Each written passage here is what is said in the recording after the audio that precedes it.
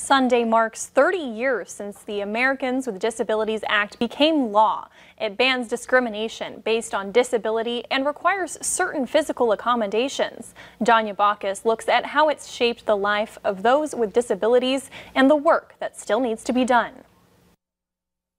Disability is something that is a little hard sometimes to get a hold of. Joe Zeski was 14 years old when President George H.W. Bush signed the Americans with Disabilities Act. It'd be so much different, both in big ways and little ways. If there wasn't an ADA. Zeski is blind, and he knows without the law, life wouldn't be the same, starting with his job as a program manager with the Northeast ADA Center. I might not be able to get the accommodation, the screen reader to use on my computer that I do. For me, it's become woven into what I expect and how I perceive our community should be. The transformative law made sure those with disabilities were protected against discrimination and provided physical accommodations.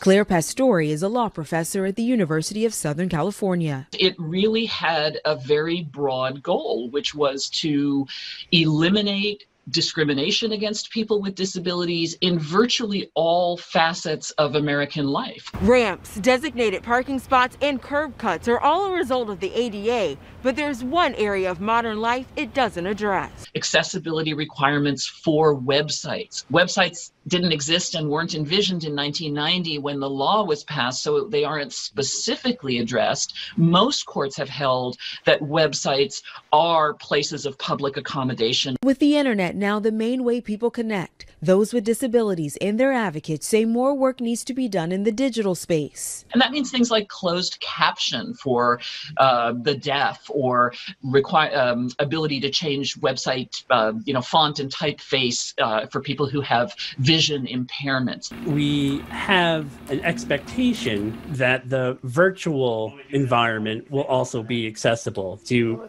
shop on Amazon, or to make a hotel reservation, or to file a form with our town.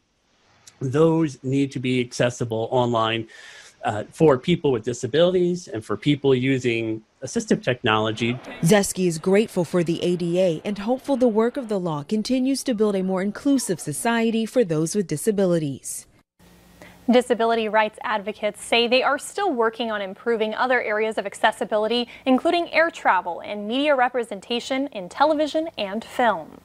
Later on Valley News Live at 10, if you're hoping to get your hands on the newest version of the iPhone, you have a little longer to wait.